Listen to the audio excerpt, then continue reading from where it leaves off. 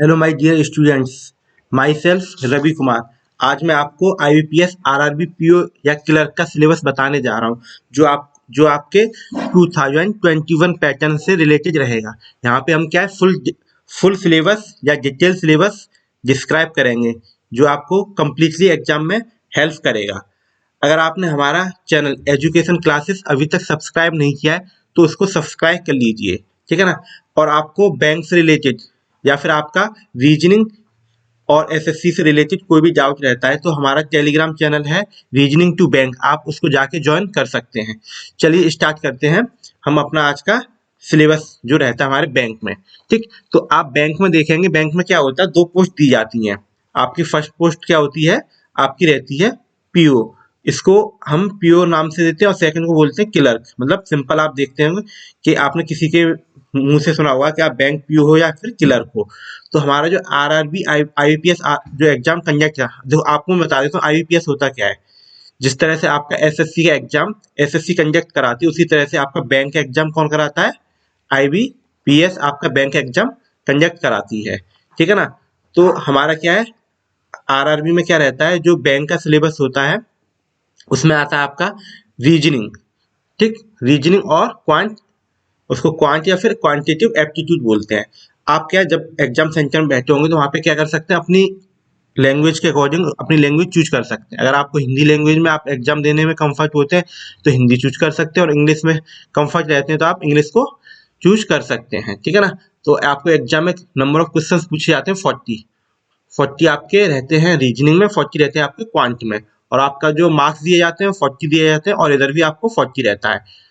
यहाँ पे आप देखेंगे, जैसे आपने और भी बैंक के एग्जाम देखे होंगे, सिलेबस होता है जैसे एसबीआई पीओ का या फिर एसबीआई क्लर्क का। तो वहाँ पे क्या होता है, जो आपका टाइम दिया जाता है वो आपका सेक्शन वाइज दिया जाता है। अगर आपका रीजनिंग है तो रीजनिंग का 20 मिनट का टाइम दिया जाएगा। आप जैसे नेक्स्ट मतलब आपके जैसे 20 मिनट एंड होगा तो आपका क्या है, अपने से ही आपका सेक्शन चेंज हो जाएगा। बट यहाँ पे क्या है, आपको अपना सेक्शन अपने से ही चेंज करना होता है।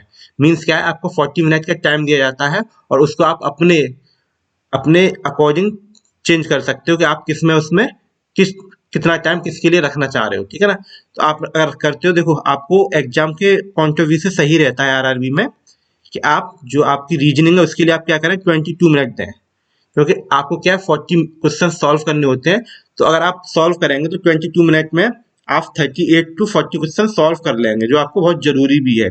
और आप क्या करें, मैथ के लिए क्या करें आप 23 दें, क्योंकि आपका मैथ में क्या होता है, कैलकुलेटिव पार्ट होता है जो आपका टाइम टेकिंग थोड़ा सा रहता है। तो आप यहाँ से 23 मिनट लें, जिससे कि आप 40 आउट ऑफ 40 क्वेश्चन सॉल्व कर पाए, ठीक है ना।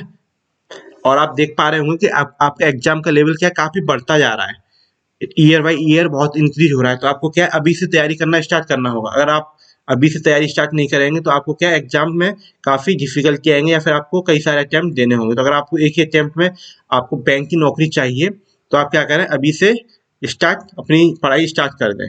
और आपको अगर रीजनिंग पढ़नी है तो आप हमारे चैनल पे जाके हमारी रीजनिंग की क्लास ले सकते हैं, जिससे आपको बहुत हेल्प मिलेगी और आप 40 आउट ऑफ 40 मार्क्स का अटेम्प्ट कर पाएंगे। ठीक, अब चलते हैं आपका आपका क्या रहता है, आरआरबी में पीओ होता है। तो पीओ को क्या बोलते हैं, ऑफिसर स्किल फर्स्ट।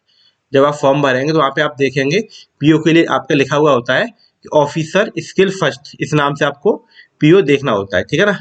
तो आप यहाँ पे भी क्या होता है, सिलेबस आपका क्या रहता है, आरआरबी क्लर्क हो या फिर आरआरबी पीओ हो, तो दोनों का सिलेबस आपका सेम रहता है। जैसे रीजनिंग यहाँ भी होता है और एप्टी होता है।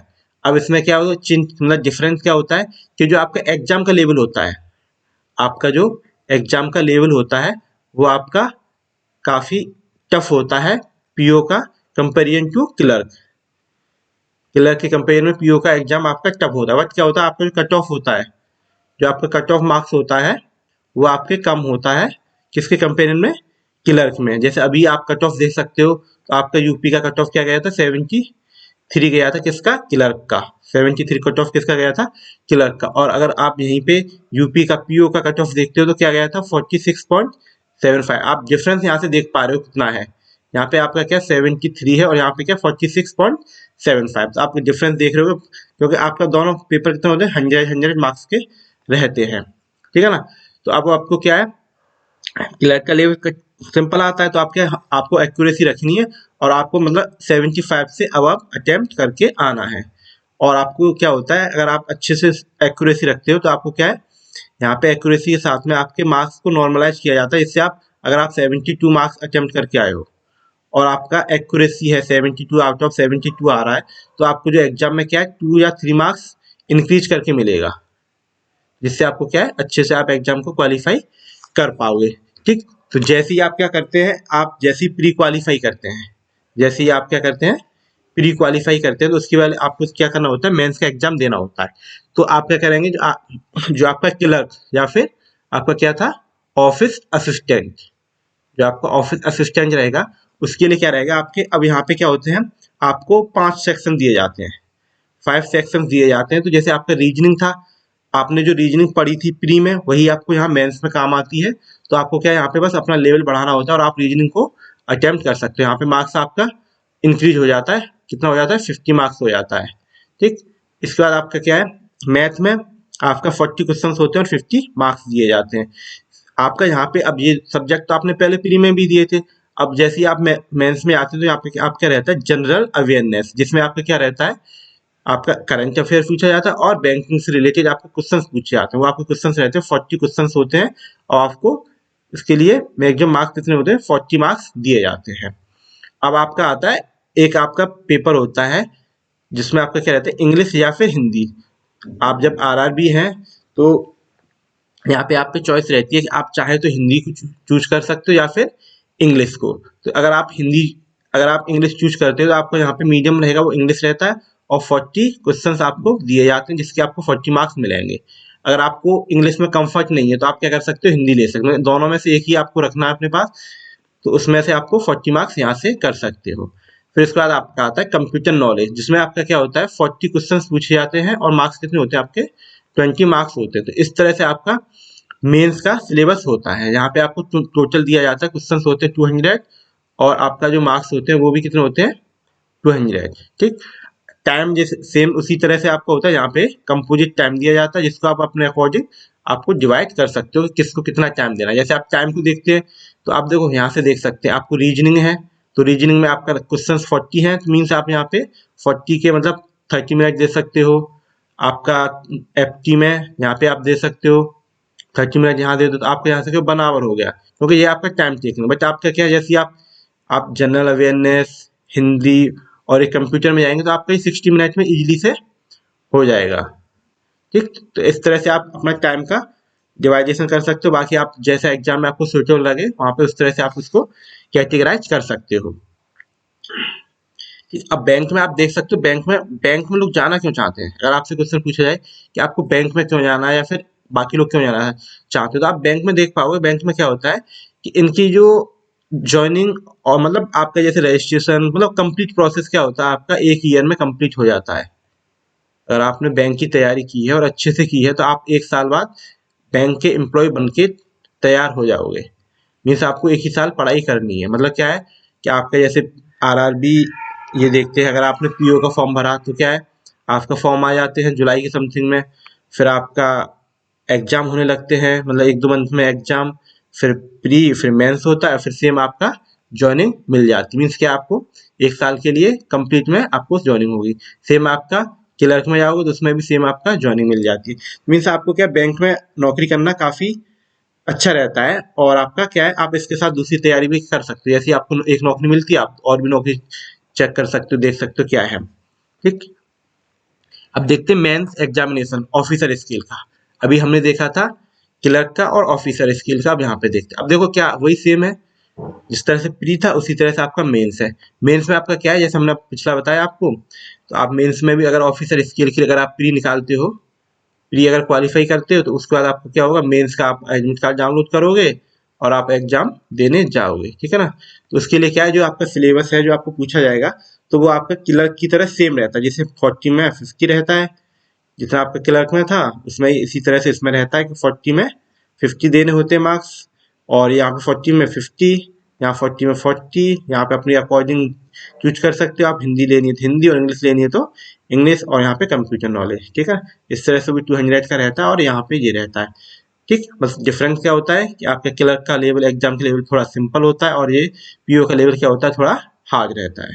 ठीक है ना। आई होप आपको सब कुछ समझ में आ रहा होगा अपना बैंक का सिलेबस। आगे मैं नेक्स्ट वीडियो भी लेके आएंगे, इसमें हम क्या करेंगे, आपके आरआरबी का हमने अभी बता ही दिया है, आरआरबी का। इसके बाद हम आपके लिए लेके आएंगे सिलेबस में आपका आईबीपीएस का, आईबीपीएस वो आपका चाहे पीओ हो, चाहे हो क्या हो, क्लर्क हो। ठीक, सेम हम आप लेके आएंगे। आपका एसबीआई तो चल ही रहा है, तो एसबीआई क्या है अगली साल के लिए आपको जरूरी रहेगा एसबीआई का। फिर आपका एसएससी भी कवर कराएंगे, तो आप यहाँ से हमारा क्या कंप्लीटली जो नॉन टेक का एग्जाम वो सिलेबस होता है आप यहाँ से देख सकते हो। ठीक है ना। अब चलते हैं नेक्स्ट। अब क्या होता है, आपने देखा ऑफिसर स्किल फर्स्ट आपका देख लिया आपने। अब क्या होता है, कुछ जो जनरल बैंकिंग ऑफिसर्स, कुछ ऑफिसर्स के लिए होता है, जो एक्सपीरियंस होल्डर होते हैं उनके लिए फॉर्म निकलता है। तो वो लोग इसको फॉर्म को भर के अपना क्या है प्रमोशन भी लेते हैं और अपनी क्या है न्यू जॉब भी लेते हैं। तो उसके लिए आप भी तैयारी कर सकते हो। आप यहाँ पे सिलेबस देखोगे क्या रहता है, जो रीजनिंग और मैथ सेम रहता है, और वहाँ पे जो जनरल अवेयरनेस था वो क्या हो जाता है फाइनेंशियल अवेयरनेस आ जाता है वहाँ पे उसकी जगह। हिंदी और इंग्लिश सेम रहता है यहाँ पे, और कंप्यूटर नॉलेज सेम रहता है। तो आपने देखा बस चेंज क्या हुआ यहाँ पे, फाइनेंशियल फाइनेंशियल अवेयरनेस यहाँ पे आपका चेंज हुआ, बाकी सब क्या है एज इट इज है। ठीक, अब देखते हैं ऑफिसर स्किल सेकंड में क्या होता है, स्पेशलिस्ट केडर। तो इसमें आपका क्या चेंज होता है, देखो आप इसमें जाएंगे तो आपको यहाँ पे देखो रीजनिंग में भी चेंज देखने को मिल रहा होगा, आपको मैथ में भी चेंज देखने को मिल रहा होगा। क्या मिल रहा होगा कि यहाँ पे क्वेश्चन सेम है बट क्या मार्क्स यहाँ पे क्या कर दिए गए, कम कर दिए गए। ठीक, जो और बाकी आपका क्या था फाइनेंशियल अवेयरनेस यहाँ पे आ गया, तो ये सेम है। आप अगर आपका जो सेकंड था उसमें हिंदी और इंग्लिश में भी सेम है, नहीं आप यहाँ पे देखो इंग्लिश और हिंदी में क्या किया है, आपके ये मार्क्स यहाँ पे कम कर दिए। कंप्यूटर क्या है यहाँ पे सेम है, और आप यहाँ पे कि देखो एक नया सब्जेक्ट आपका ऐड कर दिया गया, क्या है प्रोफेशनल नॉलेज। वो आपका क्या नया सब्जेक्ट यहाँ ऐड कर दिया है, जो आप यहाँ पे देख सकते हो उसके मार्क्स भी 40 है। तो आप यहाँ पे क्या देख रहे हो, नंबर ऑफ क्वेश्चंस क्या है वो इंक्रीज हुए। कहाँ से इंक्रीज हुए, यहाँ से नंबर ऑफ क्वेश्चंस कहाँ से, ये आपका 40 वाला इंक्रीज हो गया, ये वाला जो 40 आउट ऑफ 40 इंक्रीज कर दिया। और ये मार्क्स आपके क्या सेम है, मार्क्स कहाँ से कम किए गए, यहाँ से देखो 10 यहाँ से कम किए गए और यहाँ से 10 कम किए गए। इस तरह से आपका ये आपका 200 का रहता है। ठीक है ना। अब टाइम का आपको बता ही दिया था, कंपोजिट टाइम रहता है, तो आप यहाँ से देख सकते हो। ठीक है ना। इसके बाद आता है officer skill third, officer skill third, तो आप देख सकते हो इसको 5 में डिवाइडेशन है। और ये आपका क्या है, जैसे ऑफिसर स्किल आपका फर्स्ट था उसी की तरह से यहाँ पे सब कुछ रहता है। मीन्स क्या है आपका, देखो कौन कौन सा आपका चेंज है। देखो ऑफिसर स्किल सेकंड में जो आपके दोनों है वो आपका सिलेबस अलग रहता है थोड़ा सा, बाकी ऑफिसर स्किल थर्ड और फर्स्ट सेम रहता है, या फिर आपका क्लर्क का। ठीक है ना। तो मेरे प्यारे बच्चों आप देख पाए होंगे कि सिलेबस जो आपका है आरआरबी, सिलेबस जो आपका क्या है आरआरबी पीओ हो चाहे वो क्लर्क हो, हमने दोनों आपको क्या अच्छे से डिटेल में समझाया है। ठीक है ना। अगर आप हमें कमेंट करते हैं तो हम आपके लिए क्या है रीजनिंग और एप्टी का भी सिलेबस लेके आएंगे, और हम आपको रीजनिंग तो पढ़ा ही रहे हैं, आप हमारे चैनल पे जाके हमारी सारी क्लासेस देख सकते हो, जिससे कि आप रीजनिंग में काफी स्कोर कर सकते हो, मतलब 40 आउट ऑफ 40 कर सकते हो। हमने अपने क्या 2 टॉपिक, एक अपना क्या ब्लड रिलेशन और अपना क्या दूसरा क्या है हमने स्लॉक्स, दूसरा हमने क्या है स्लॉक्स अपने कंप्लीट करा दिया है। स्लॉक्स हमने क्या है आपको काफी सिंपल ट्रिक से कराया, और जिसमें हमने क्या जो न्यू पैटर्न आया था, जो आपने देखा होगा कि एस जो आपका एसबीआई था, एसबीआई ने क्या है स्लॉक्स को वैसे एसबीआई क्या है आपके लिए नया पैटर्न लेके आया था, तो हमने नए पैटर्न के क्वेश्चंस भी अपने स्लॉक्स में कराए। तो आप हमारी वीडियो में जाके स्लॉक्स कंप्लीट पढ़ सकते हो, ब्लड रिलेशन पढ़ सकते हो, बाकी हम नए टॉपिक और लेके आएंगे जिससे कि आपका पूरा कंप्लीट आपका रीजनिंग घर बैठे हो जाए। ठीक है ना। आई होप आप सबने मेरी वीडियो एंजॉय की होगी। ठीक, तो आप क्या लाइक कीजिए हमारी वीडियो को, सब्सक्राइब कीजिए और शेयर कीजिए। अगर आप अभी तक हमारी वीडियो को सब्सक्राइब नहीं किया है तो सब्सक्राइब कीजिए। Thank you for watching me, join me at Telegram. अगर आपको कोई भी डाउट्स रहता है वीडियो से रिलेटेड और आपको कोई एग्जाम से तो आप हमारे टेलीग्राम चैनल पे आके उसको ज्वाइन कर सकते हो।